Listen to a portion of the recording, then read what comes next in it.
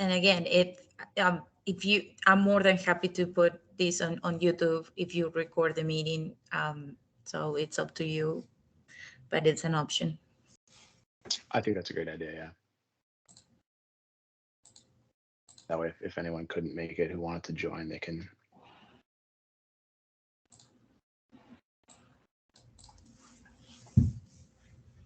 Hi, Tim.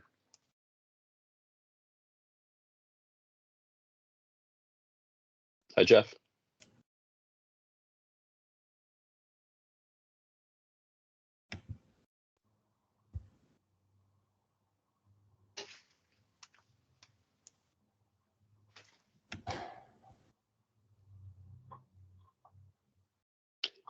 Hi, everyone. Good evening, everyone. How are you? Good. Hi, Alex.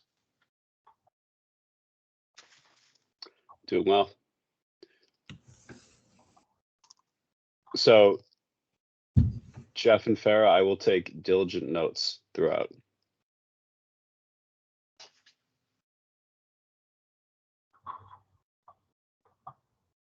Sounds good. And just so everyone here knows, we are recording this, and yeah, as people jump on, I'll let everyone else know. But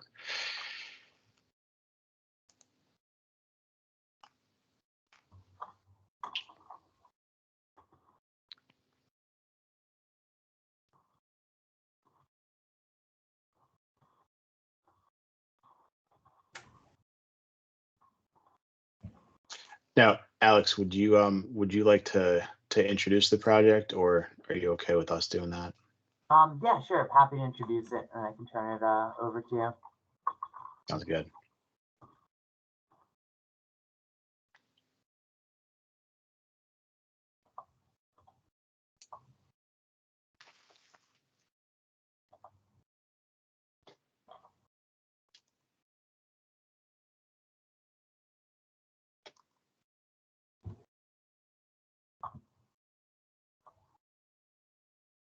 Hi, Gracie. Hi.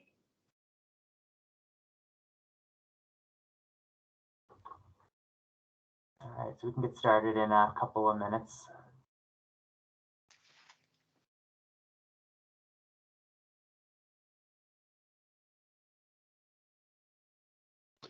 Good to see you all. You too, Tim.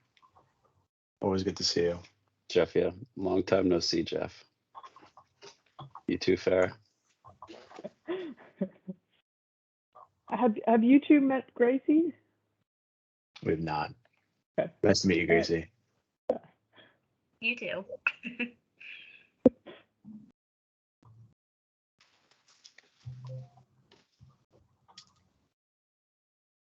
So, we'll kick off properly, but I'll be excited to get to know any of the new faces on the call. We'll be really excited to hear all manner of feedback over these spaces and how we can serve the community here. Absolutely.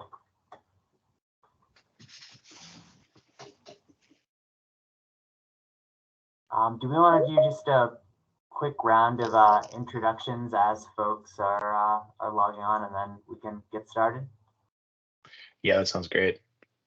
Happy to start.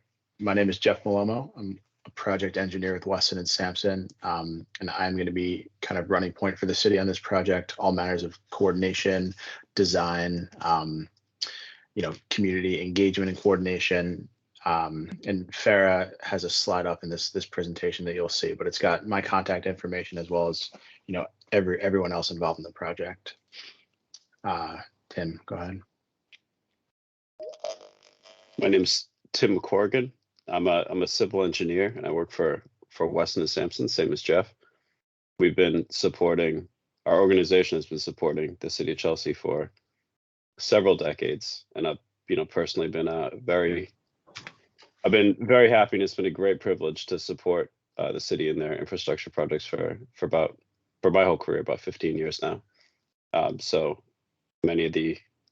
supported many utility and road and streetscape and a few park projects. So I'm excited to tackle this one. And I guess I'd love to give Alex an opportunity to introduce himself and Housing and Community Development, who's the lead on this program. Great, thanks, Tim. Good evening, everyone. So my name's Alex Train. I'm the Director of Housing and Community Development with the City of Chelsea. So our department oversees and manages a range of affordable housing, open space, infrastructure, and environmental projects, programs, and policy efforts. So we'll be managing the refurbishment of the 3 historic staircases on Powderhorn Hill.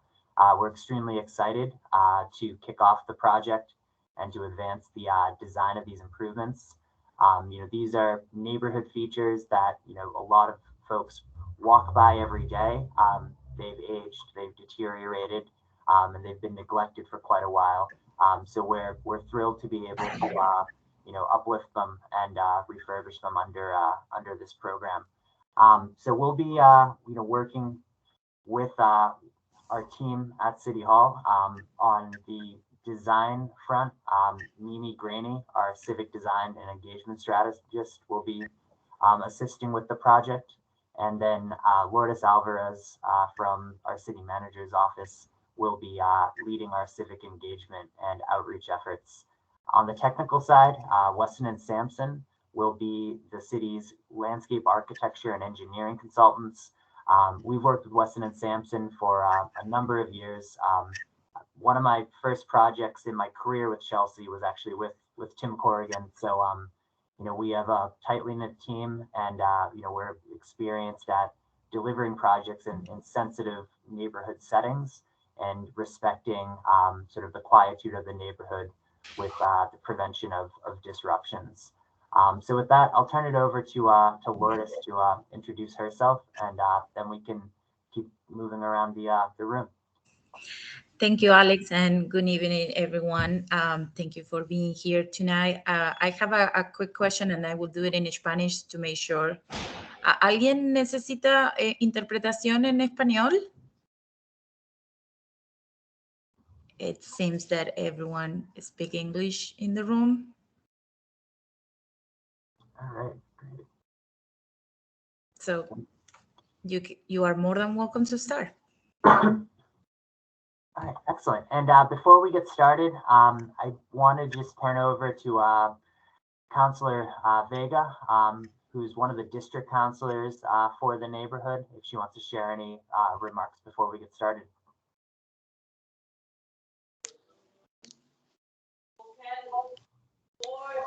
Hello, everyone. How are you? It's Melinda. I'm sorry, the lighting here is not that great. I tried to sit somewhere, but I'm in my family's home, so I can't do much. But I'm happy to be here and learn about what we're going to do in these dedicated areas. My constituents has been very aware of these areas, and we've been in contact, and many of them want to be involved in this process. So I'm very eager to hear and learn more about what we're doing. So I'm very thankful to be here and in these spaces to talk about what we're going to do here. Thank you so much for having me. Awesome, thank you. All right, so Jeff, I'll turn it over to you, and we can walk through the design approach and then start discussing some of the ideas for the 3 spaces. Thanks, Alex. And I'll just pass it right on to Farah. All right, perfect. I guess as we kick off real quick, I just want to make sure that everyone should feel empowered now to ask questions, speak up. But I want to make sure that everyone understands this is the beginning of a conversation.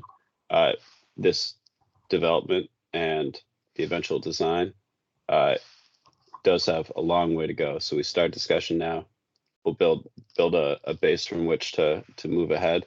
But you can always email any of us on this call, the city representatives whose contact information is going to be shown, or myself or Jeff. So if you have questions you want to email after the call, a week from now or a month from now, do feel free to speak up. Thank you. Thank you, Farah. Yeah, perfect. I guess I'll move on to the next slide. Just a few meeting guidelines. I think we've all done this so many times that they're probably, ingrained in our memories. But I guess, as Tim said, we want to make this a discussion. So if you do want to interrupt and ask a question, go ahead and do it. If you don't want to interrupt and you want to put it in the chat box, that's totally fine as well. And I guess off the top, I'll just say this meeting is being recorded, in case anybody missed that disclaimer. Our agenda for tonight, we're going to introduce the project goals and the schedule, and then present the project. And then towards the end, we'll open it up for any discussions and next steps, as well as our contact details in case you want to reach out to us. The project team, I guess we've all mostly introduced ourselves. Weston Sampson, Jeff, Tim, Gracie, and I are representing and sort of working with the city towards the sort of design and bringing together the community's ideas into a design that the city can take and move forward with. Project goals. Yeah, go ahead. For one point, just as we do have a focus group here on the call today, who on the line is it now? Obviously, I know the Weston Sampson side of the equation, but Juliana, Lourdes, Marcia, are you guys Chelsea residents each? I do. I am not Marcela, and Juliana, I think she's. Okay. I am a Chelsea resident. Excellent. I want to encourage. I want to extend a personal invitation to speak up in all ways your mind may go in this, because we need some input, and so please do speak up and share. Thank you. Okay, thank you. Thank you. I'm actually live very close to that area at the Prescott Avenue. Good. Sorry, before you continue, I just wanted to say the picture you're showing, a corner house, that's One Franklin. I've owned that for 22 years. Excellent. Excellent. Yeah. So you've seen several rounds of improvements up in this neighborhood. I know going back to the 2007, 2008, there was utility work up in Parker and I think Franklin, and then in like 2016 there was more work. So it's good history going on here. Yes. So with the changes, it's been good and the bad. So I'm curious to see what's next. Yeah. So I guess the project aims to improve the historic staircases in Powderhorn Hill and the Upper Broadway areas. This will include rehabilitating the staircase surfaces, upgrading the handrails, and all in an effort to sort of improve safety and the aesthetics of the staircases. And in alignment with the City of Chelsea's wider goals, we will, as best as we can, we're going to incorporate urban heat island mitigation strategies and integrate public art where it's appropriate and where desirable for it to be integrated. Sort of, we're looking to beautify the neighborhood and improve these features. So everything that we show today should be in alignment with that goal. The project schedule. So today's welcome to the first public meeting. The next step will be a stakeholder engagement meeting. So the city is going to reach out to particular groups that would be interested in, including specifically neighboring residents, as was just pointed out, so that we can make sure that whatever we're proposing is in alignment with what those stakeholders want to see in the area. And then probably sometime in April, we're gonna want to come back to a second public meeting. And after that, we'll sort of bring together what we heard So the second public meeting will show what we heard during the first public meeting and the stakeholder engagement in a preferred improvements. And we will take those all together and sort of build a construction document that the city can then take to into the real world and kind of get that built. The context of the project, we've got the staircase at Franklin Ave, the staircase down to Broadway, and Forsyth Open Space is what we're calling it at the moment, which is this. It also includes a staircase, so hence why they're all under the Historic Staircase project. During the first part of the presentation, I'm going to be focusing on the 2 staircases, and then I'll be handing it over to Gracie, who's going to speak about the open space at Forsyth Street.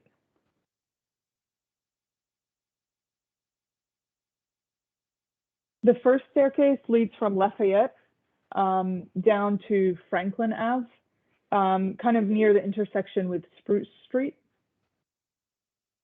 And now here we've got some images of what that staircase currently looks like. I think what's really kind of unique about the staircase is that it's got these very unique and great views off the Boston city skyline. And so it's really exciting to see improvements happen in this area. And then the second staircase is from it takes you down from Clark Avenue down to Broadway, and it's near the intersection of Green Street and Broadway. Yep. Here are some images of what that staircase currently looks like. And you can see sort of the abutting properties and sort of its condition at the moment.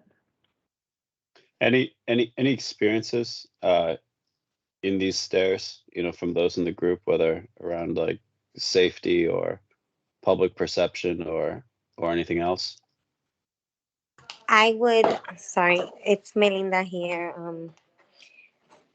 From my experience, this staircase definitely, I live right on Clark Ave, and not only from my experience living there, but from my constituents, a lot of negative activity. It's not lit up enough at all. And we've tried to, with the event that we had where we painted the staircase, brought more like living to it, but it's still not enough, especially because of that area next to it. I've had some constituents that wanted to do sort of kind of like a community garden or an outdoors kind of auditorium, small auditorium there. With the space next to it, but the staircase, I would say, in terms of the condition of the staircase itself, it's pretty good, decent compared to some of the other ones that we're speaking about. But in terms of the lighting is not great at all, and lots of negative activity happens there, especially because the methadone clinic is right there. It happens at all times of the day. My son goes to school in the Hook School, and at times I try to go for walks instead of driving him to school and stuff. And we would cut through there, but I no longer do that because I've seen things that I wouldn't want my child to see happening there on a personal level. So I would say that that's something that I would definitely take into consideration in those staircases. Okay, that's great perspective to hear. Thank you. The same with the Franklin Ave to Lafayette.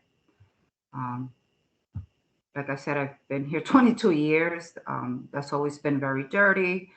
When it starts to get warm out, they're used as a hangout for drinking, smoking. Unfortunately, all the trash and everything you see is not from the people that live in the neighborhood. It's people coming from other places. It's always been very dirty, and the stairs are deteriorating as well. There's a few steps. I used to like to go up and down to exercise on them, but I haven't done that in a while. Same. That's why I was actually comparing the Clark Ave staircase to those in terms of the negative activity, not the condition, because I would say the Lafayette ones have completely deteriorated. And I when I do my drive arounds, I always see like collected bigger things there, like carriages from Market Basket and other places. I see that all the time there. And I do let DPW know, like, you get to clean up that space and the graffiti that sometimes happens around there. So I do see, in terms of litter and stuff, much more there than in the Clark Ave area, but the same sentiment in terms of the negative drug activity that does happen in both places. I do. One of the sentiments, or one of the things that some of my constituents do mention to me, and I would like to bring it up. I'm bringing it up because I think it's something that needs to be reinstated again in the Franklin and Lafayette area, is the police that used to be there, more vigilant and driving around or parking up, and people knew that they were there. Police officers were talking to folks there. Jeanette, is the sentiment the same? Like, would you much rather have the police presence versus not having it there? As someone that lives literally right there in that corner.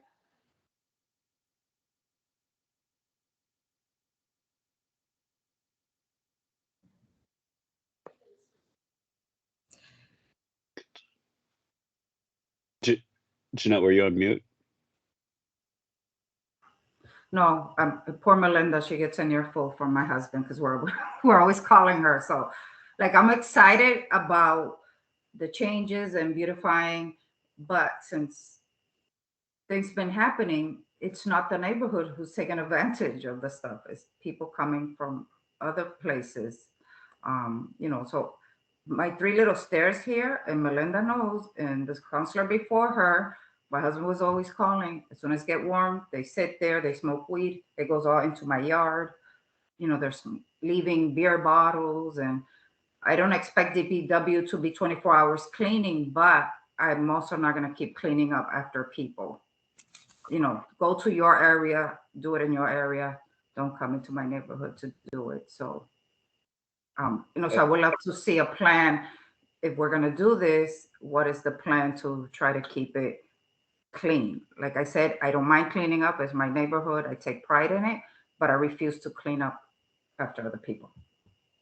So, I think this is all feedback that we can definitely work with. I think accessibility, right? If trash is an issue, we need to plan for trash and provide for receptacles, and we need them to be maintainable.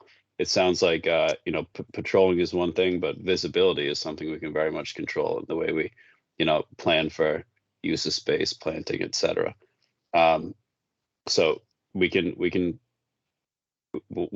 keep that in mind. That's really good feedback. Thank you.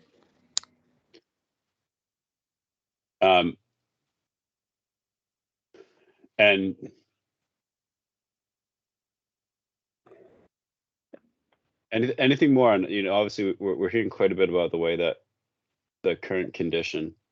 So I think that, that area has a lot of potential for exercising. So I usually walk my dog at night. Currently, because there is no lighting in the area, it's very dark, but it's something that it has a lot of potential to be very cool during summer nights, just to, exercise on the stairs. We also have been seeing during the ARPA process, we have been asking residents, and there is a great need for open spaces and also bringing more art to the community. So I'm very excited on what you are proposing, instead of bringing some public art in the area. So I do believe when we have seen episodes that people might be using drugs or not cleaning and littering, the best way to address it is to be on those places. I think that one of the things with the city right now, that we don't have people walking down the street. And these are the good initiatives that can bring the community walking more and exploring more the area. And that's also a good way to prevent other type of activities, because right now it's dark and no one is walking down there.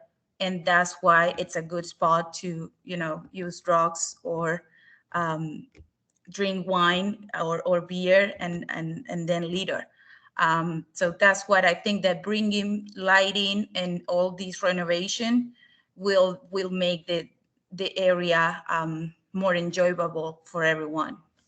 Yeah, and I think echoing sort of the counselor's suggestion around like positive activities like gardening or some type of like interactive artwork, so there's more sort of community presence at these sites, coupled with the aesthetic improvements will go a long way. Especially that area, so the Broadway side, it's always very dirty. And the conditions also of the street in that area are not the best. If that's going to be something that is going to be good to see.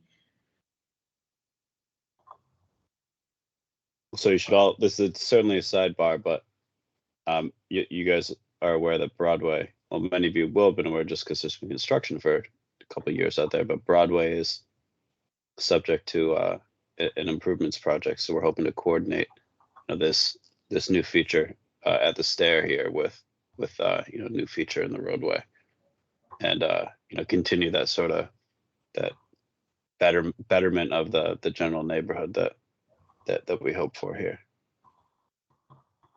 So I guess to Farah, I imagine you're going there, but I'd love to hear impressions of like eventually I hope we can like look at, I think we'll get to stair imagery in a moment, but I love that everyone has well-developed ideas over the opportunities in the spaces, and I'd love to hear more about impressions from the top and the bottom, et cetera, and how we can kind of fit some of these activities maybe in the land spaces we have. But Farah, I'll stop talking. Yeah, absolutely. No, and as Tim just mentioned, Broadway, as a part of a wider city initiative, is being kind of like improvements are happening along Broadway, I guess. And those will include sort of bus stops and sort of updated crosswalks and bike lanes, and we're hoping that this improved connection up to Clark Ave will just sort of tie that in nicely and just fit in very well with that other, like with the other improvements that are taking place. In the next few slides, I'm going to share a few images of just sort of example design elements that we hope to incorporate. The first being kind of updated handrails. And then the second, which has been brought up already, is lighting. And we want to make sure that lighting is done well and studied really well, so that it doesn't sort of negatively impact the adjacent properties, but also just provides that sort of element of safety that's we've heard is much needed in these sort of areas. And then this has already been brought up, sort of public art. We saw that the staircase in Broadway has already sort of had some public art kind of applied to it, and that was really exciting to see on site. And so how can we bring that to the other staircases and do it in a way that's reflective of the neighborhood, feel and the neighborhood character. So we'll be working with the City of Chelsea's Cultural Council to make sure that that's being incorporated well. And then another thing is just signage. Is there a need for a sign that says, hey, public staircase this way? so that it encourages more people to use and be in that space. Farah, do you mind? There was a lot of great imagery there. Yeah. And I'm glad we seeded these ideas here. But do you mind sliding back a couple slides? Yeah. And I don't expect people to have well-developed opinions. We're starting a discussion, but you know, the stairs. In some cases, they have rails that extend from the step, you know, the stair decking. And in other cases, there's, you know, retaining walls abutting the stair. And I see in this imagery we have some like open and closed railing systems. I guess I'd just like to ask those in the group if there's any, you know, strong impressions of you know, an aesthetic you know, that you guys think might agree with this space well, or any precedents about the city that you really like and think might you know, have good application here. I like the first one, the first type, because I think that also you can incorporate some art on that survey. Yeah, so something with a little bit more structure and backing, you know, that could host more.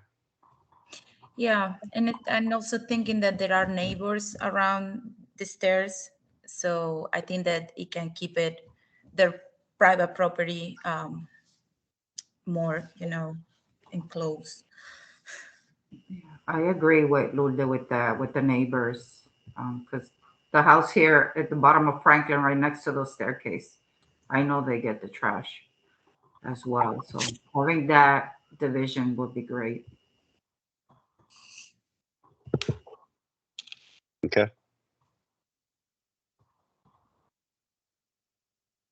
Thank you. Great. Anything else, Tim? No, that's great. I think no, yeah, that's good. Thank you. Yeah. Lighting, same sort of question. You know, there's, you know, this imagery shows a number of different types of system, you know, some of which are, you know, bedded in handrails, so are you know, hosted low to the ground, you know, so many fixtures low to the ground, which would, you know, light the space you're stepping, but would minimize the kind of noise, the noise cast into neighboring properties. And there's a lot of ways that can be accomplished from more highly mounted light and independently mounted light fixtures also. And there'll be a lot more opportunity to mull it over, but if there's any impressions people want to share, you know, I'd invite it. I like the one on the handrails, again, thinking of the neighbors. I know here at the bottom of Franklin, they replaced just a street light, and that's very bright. So at night, it does light up my living room. Yeah, so something that's gonna lit the stairs, but make it comfortable for the homeowners. Okay, great. And in public art, there's great precedent for public art. Well, I mean, you know, we can see the efforts out here, and about the city, there's a lot of, you know, there's a lot nice popping up. Anything more we should, you know, make sure to consider as we kick off next steps with that? And Alex, how about, you know, community partners? You know, I know there's a lot of, you know, wonderful artists currently participating in spaces about the city. You know, connecting this team with some of them, should that be in our to-do list in the coming month? Absolutely. You know, I think that, you know, Chelsea has a wealth of local talent, both artists that are professional artists and do this for a living, as well as residents that, you know, partake in art. They may not do it full time, but they have a depth of expertise and skill.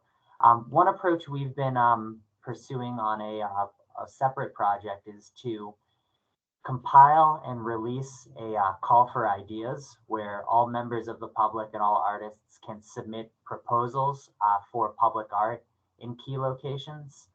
We will provide small stipends. So if somebody submits a proposal, you know, they're compensated a modest amount for the work that went into preparing that proposal. Those proposals are judged by a committee, and then ultimately, 2 or 3 artists are selected and compensated to design, fabricate, and eventually install the work. But I think one other place that would be interesting to explore here is sort of youth artists, and how we can use this to empower youth both in the neighborhood as well as throughout the community, to take on perhaps a public art project as we're winding down construction. One of the things that I really like on the pictures you have, I don't know if tile, but sometimes when we think in murals, we have seen more painting murals around the city. And I think that a tile mural could be very cool and more permanent, easy to clean. Sometimes with public art, with its painting, it wash pretty easily. And I think that one of the examples you have on one of the pictures you show, Melinda did a great job painting the stairs, and that was a few months ago. So I think considering a more permanent type of artwork gonna be beneficial for the area.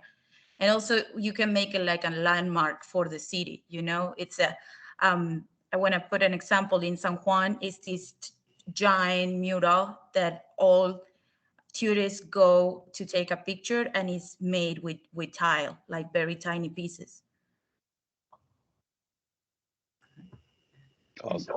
Great idea. I wanted to, in hearing Alex, and as a school committee member here in the city of Chelsea, I would love to see some of our students be part of that. We have very talented students in our schools. So even if they get a section to showcase, that would be great. Again, it's taking pride in your city, where you're living, and it starts teaching them civic engagement. So I would love to see them be part of this.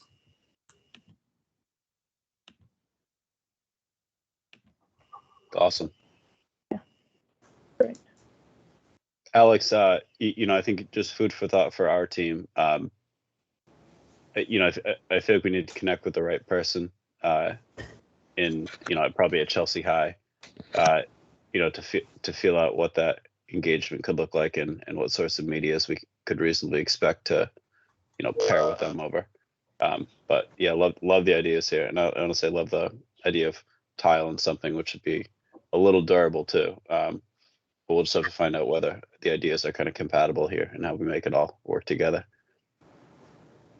I just sent you on the chat the link of the mural that I mentioned to you, that is made with 5,000 ceramic tile pieces. Yeah. Are those individually stylized tiles? I don't know. That'd It's a be fun. technical question. It looks beautiful. Are very, very tiny pieces with different colors. So if you open the picture, you will see that the shapes are made with these very tiny pieces. It's something similar that you have in the picture for the stairs, but it seems that those tails that you have on the picture are bigger. Awesome. Right. I guess, yeah, go. No, go ahead, I'm sorry.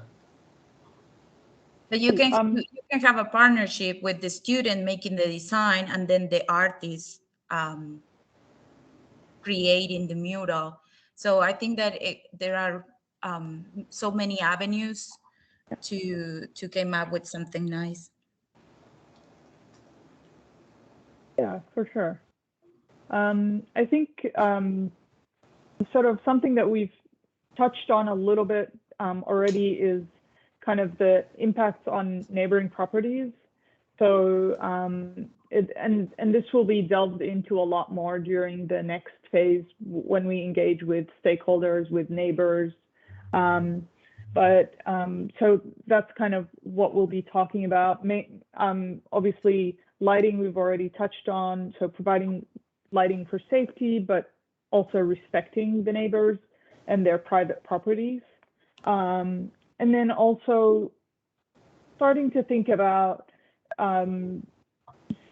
sort of fencing conventions. So whether in 5 years a neighbor is, redoing their fence, maybe there's a convention that the city can could put in place that might sort of unify that, unify the language as you walk through the spaces.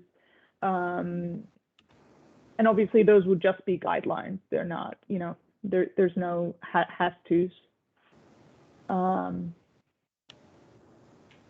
And so I guess if there are no more questions on this part of the presentation, I'm going to hand it over to Gracie to talk about the Forsyth, what we're calling Forsyth open space. Can I just ask 2 quick questions? Yep, go ahead.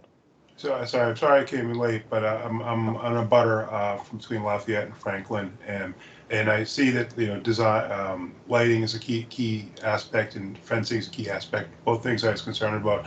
The other 2 things I want to talk about is just real quick is one thing I noticed is because that space is private from the above street and below street. Sometimes it's used as a hangout space, and one of the reasons I think that's enabled is that the landings are quite large. I didn't know. I know you've got to design things in terms of rise and run and code and whatnot.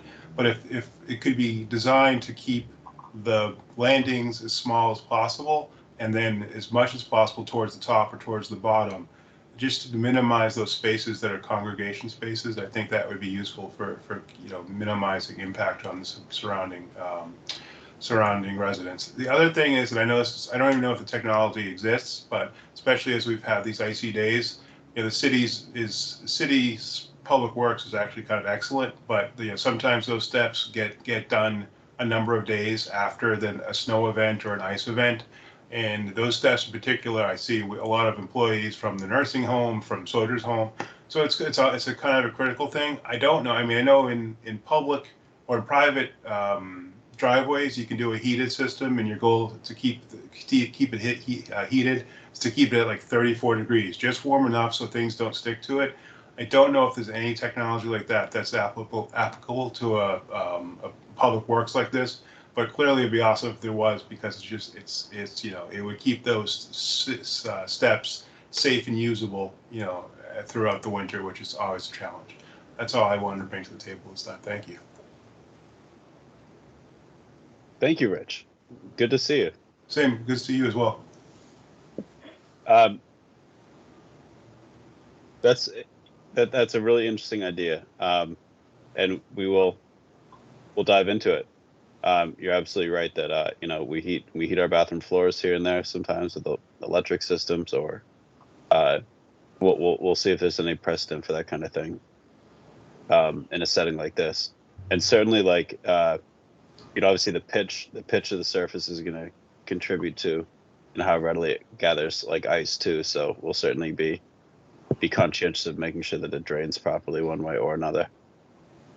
And that's an interesting idea that these landings will have, that they'll result in congregation differently, whether they're kind of like mid-run or towards the ends.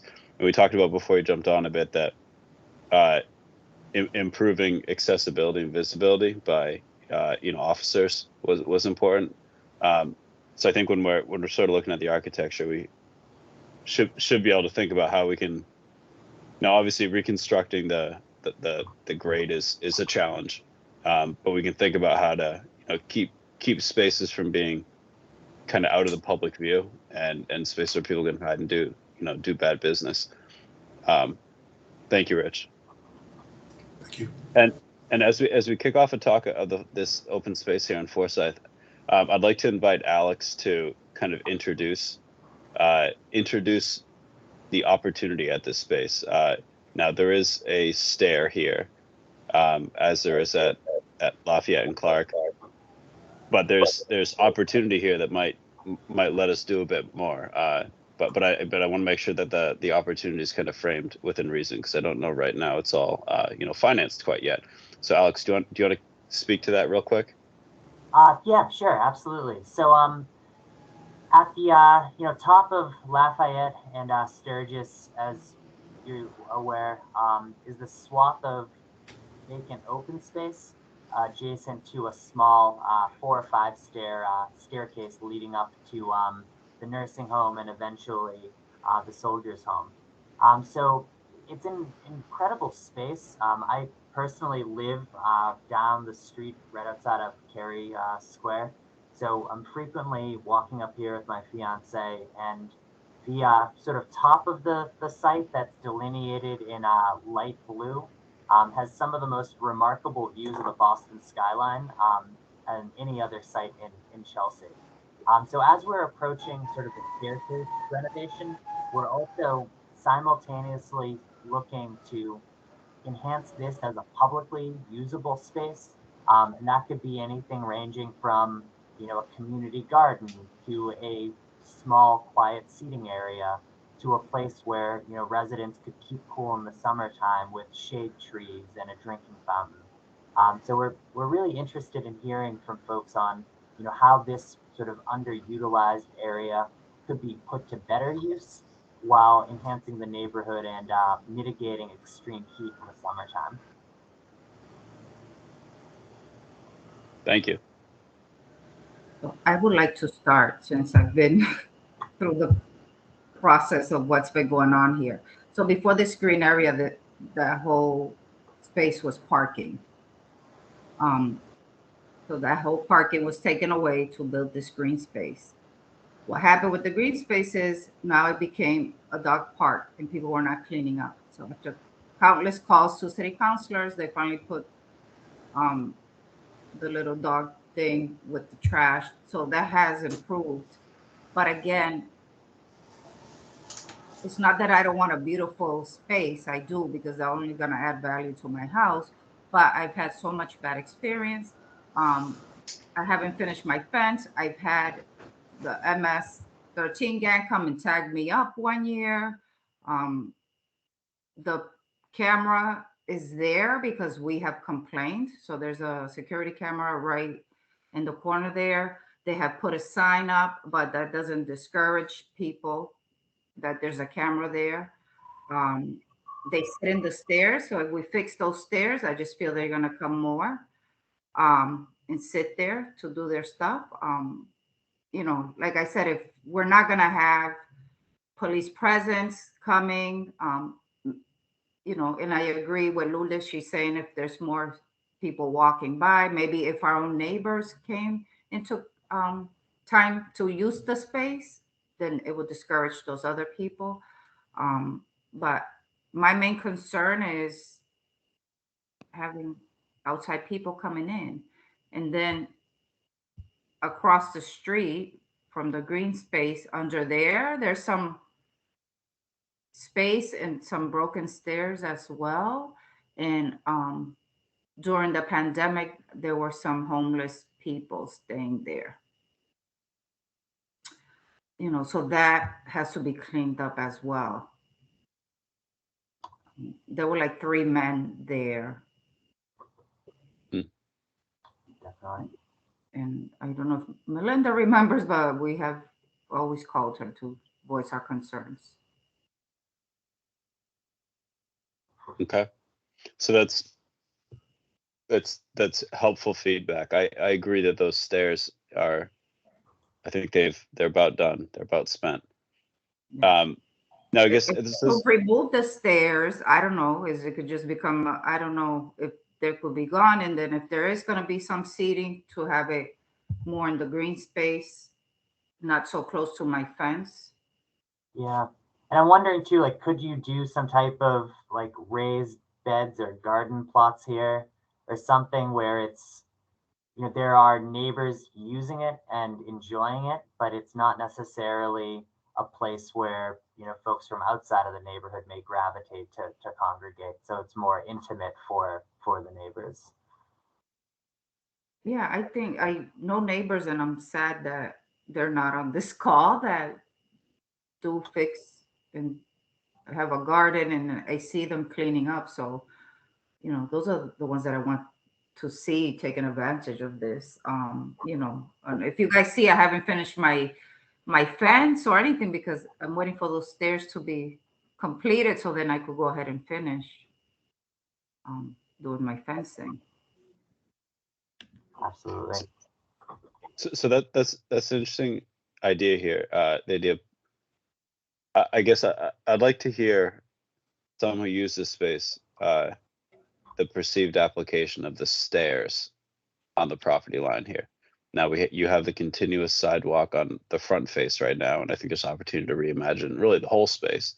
But in terms of use of the stairs, has anyone had, I guess, experiences where that stair is really an important part of the way you might pass this space?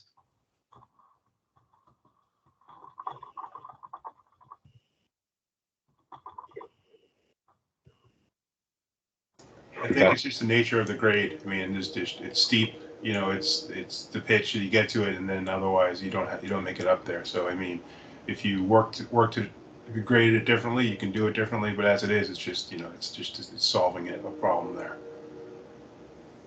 If I might jump in just quickly, it might help if we look at some of the existing photos and then jump to some of the design ideas that we have that we would love to chat with you guys about. I think it'll help having that visual. So, on this, here we see that's the site from Sturgis Street, and you can start to see that slope. So it's about a 20-foot elevation change from Franklin Street up to Lafayette, which is, part of the reason this stairs, I guess, were put in initially. But there's definitely an opportunity to, deal with that grade change differently. And so those are some of the things that we thought about and we would love to chat with you guys about as we look at some of those concepts. But before that, just to point out some of the existing conditions, there's that dog waste station. There's a fire hydrant. There is one existing trash can by the site. And then you can see some of those views of the city that Alex mentioned, which I think we would love to think about ways to highlight if that's possible. All right, so there's three different sort of design concepts that we've put together just as we've been thinking about the site and brainstorming that we'll walk through. But of course, all of these are just ideas and we want to hear what you guys have to say and what you think about it. So starting with this first concept, we're proposing a sort of curvilinear path that goes through the space. So it would take out that existing sidewalk that runs along the fence, and it would actually spread the stairs out to deal with that elevation change along that path rather than having them be all in one place. So it would really just be like a step down. You wouldn't even need a handrail. So it probably wouldn't be somewhere people would gather and hang out. And then there would be, potentially some paved areas alongside the path that could have benches and would be shaded by some of those proposed trees. And then we're thinking about some type of, sloped lawn or open space in that top corner because it is the area where you would, be able to take advantage of those views at the top of the site. And then these are just some photos that we looked at as sort of inspiration when we were pulling that concept together. So again, sort of those softer curvilinear lines that then have, planting or softer lawn to make it sort of a comfortable space for people to be in. And then in concept B, the proposed pathway again sort of cuts back into the site. In this case, it's going through sort of a small grove of trees. You do have the stairs sort of consolidated in one place in this example. But, to deal with that grade. And then there are two separate sort of plaza spaces that might have seating or planting or even a water fountain as places, where you might just stop and sit down as you're passing through, or maybe to enjoy those views again from the top part of the site.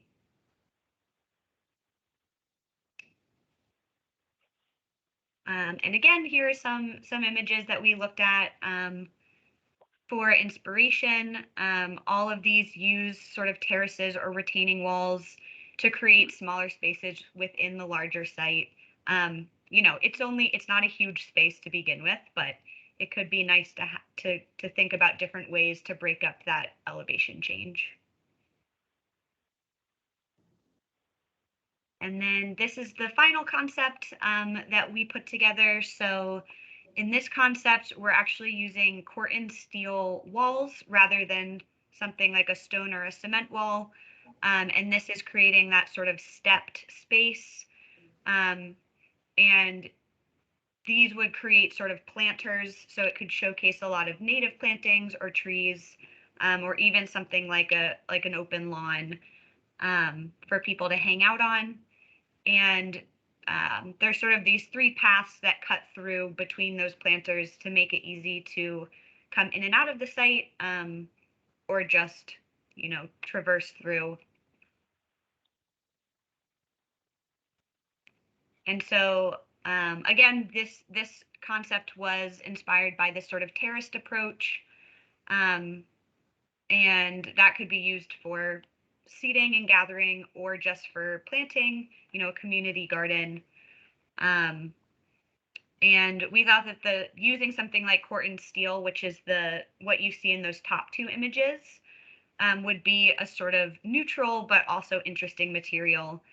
So it could create sort of some character for the space that might differentiate it from other places and attract people to come hang out there. And so maybe this is a spot to chat about those, or I can keep going.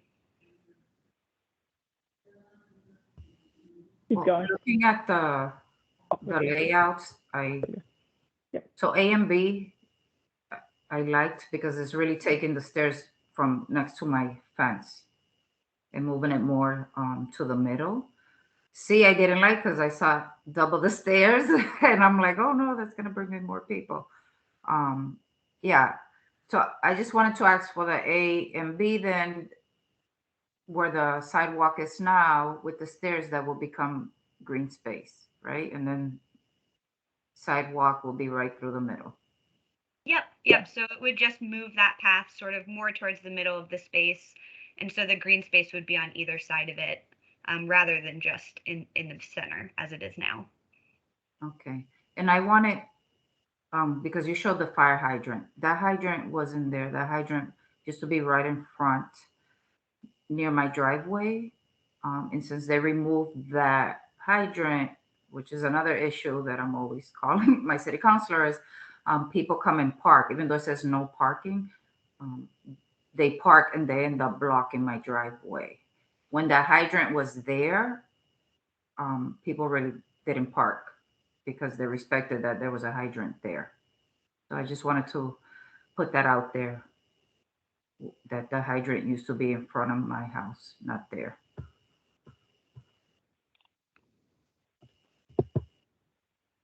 I'm just noticing that we are coming up on time, so maybe I'll just run through those last couple of slides just before we keep chatting.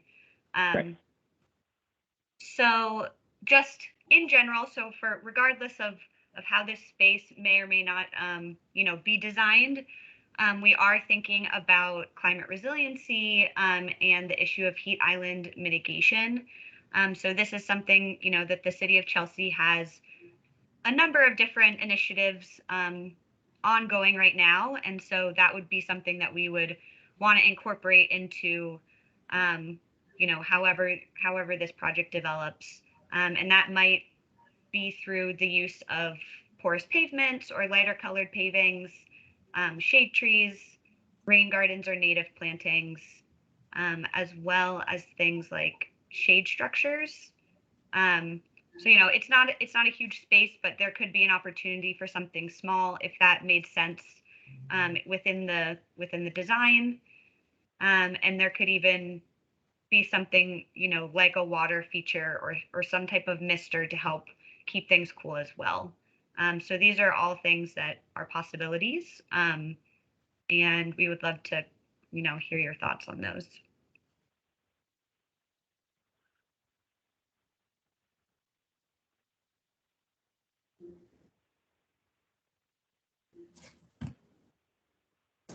I would say that I'd liked particularly the meandering path and the spread out stairs. It's not like a giant hoof to get up that, but you get to the top, it's like, huh, I'm a little tired from this. So especially for elderly folks going up to the other, some of those businesses, or not businesses, but those facilities, it's nice to spread out that, make it a softer path. So that looks like a good design improvement.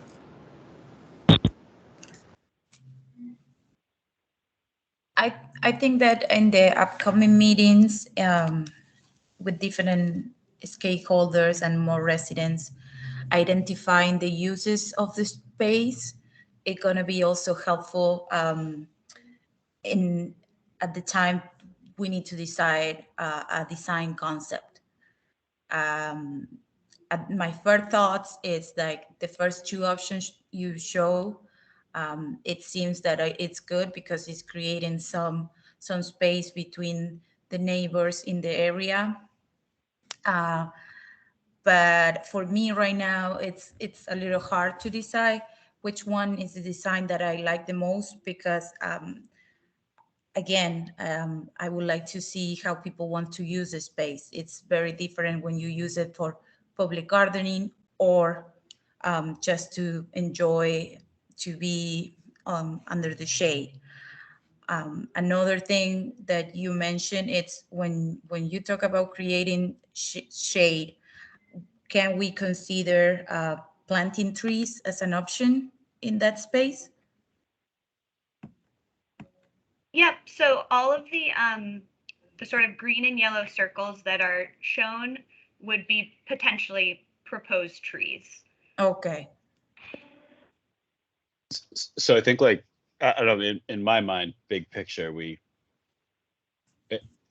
like in terms of use of space, should it, in my mind, it's like, we have some contesting kind of, ideas and ways the space could be used.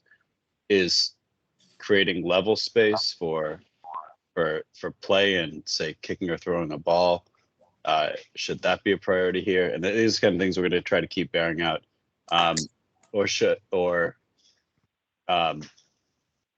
do we want to create more, shade and more natural wooded space with more trees, like an option 2, or something that's more consistently terraced that could readily work for public gardening or similar. So I guess these kind of contesting ideas and sort of like topographies which we will be working through.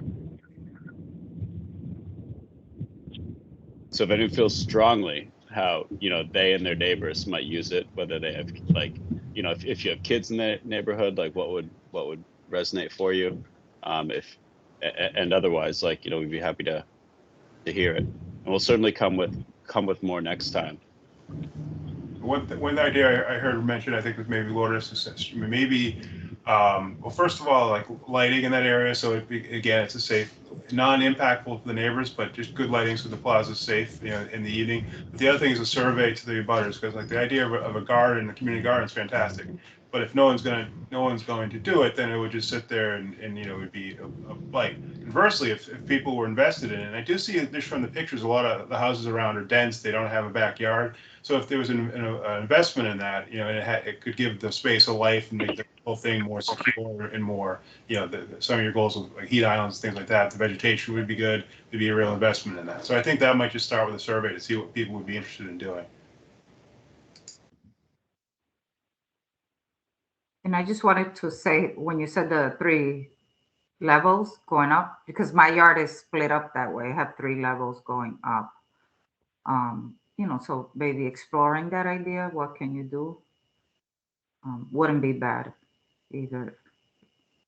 I know, and I know I could kind of like a downer because I'm afraid of who will come into the neighborhood, but I really would love to see a revamp there. You know, the concept A and B, I love.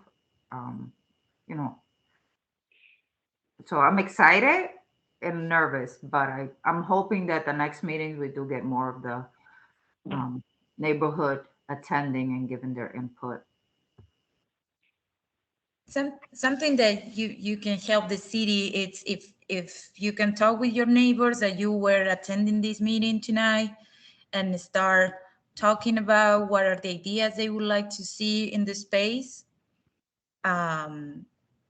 If you help us with that, Jeanette and Rick, gonna be great because you know your neighbors and and you are already here, so maybe you also can start listening a couple ideas that folks might have, and because they were not in the meeting, but they can email everyone on the team.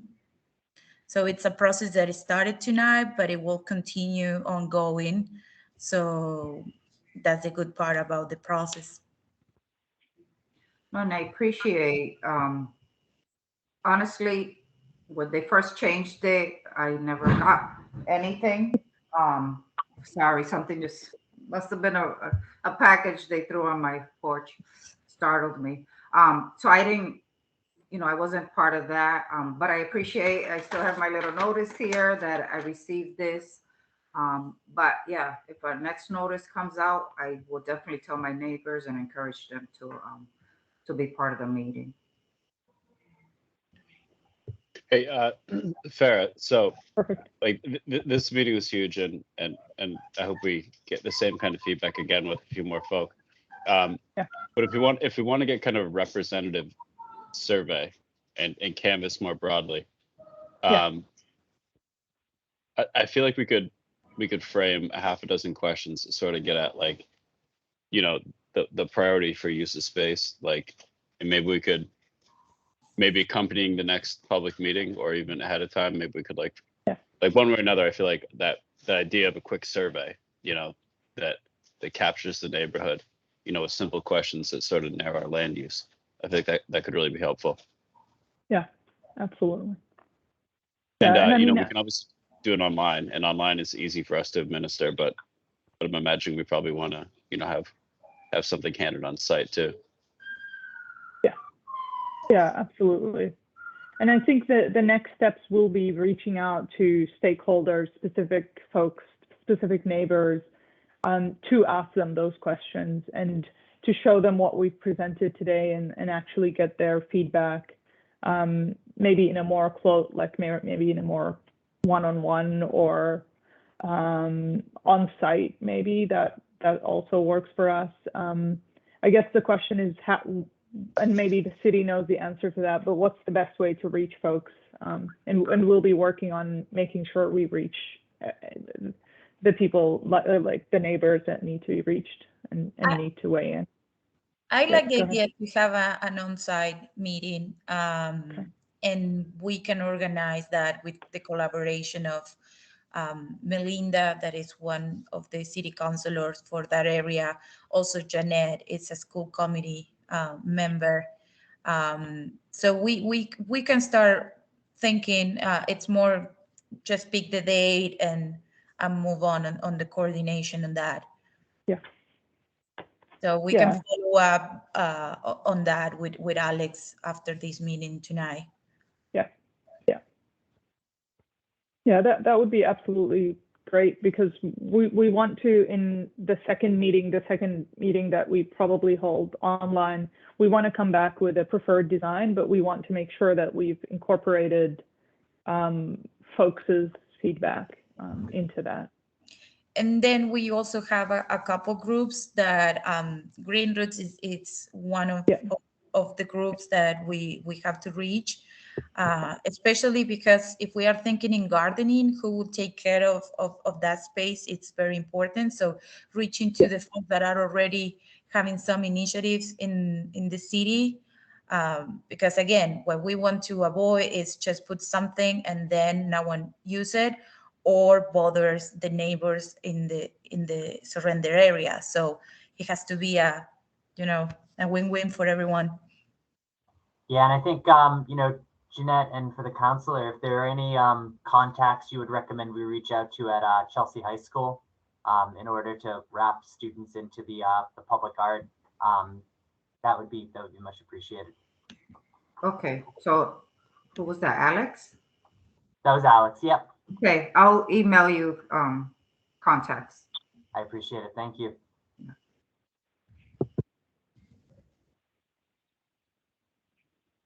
All right, very good. Any other kind of parting sort of ideas, recommendations, anything we should steer away from before we hop off for the night? Can you hear me? Yes.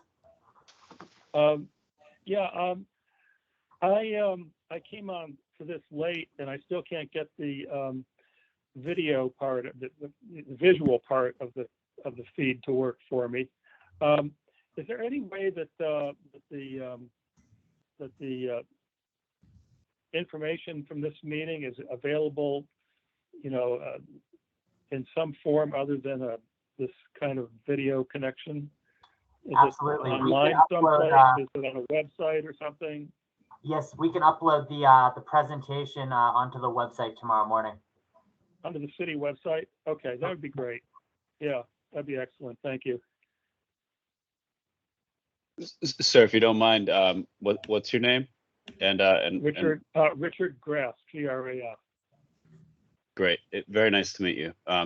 We will have another opportunity to get together, and you're Great, certainly welcome you. to email the team after you take a look at the presentation.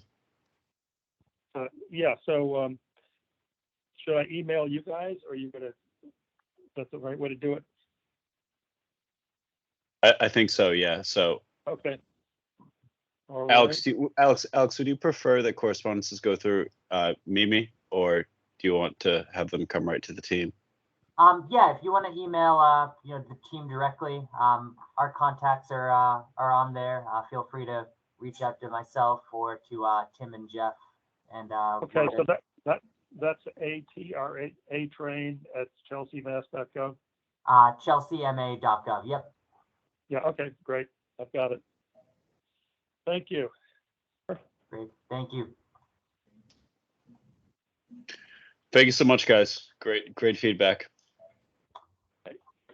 All right, everyone. Hope you have a good night. Thank you. Thank you. Have a good night. Good night. Bye-bye.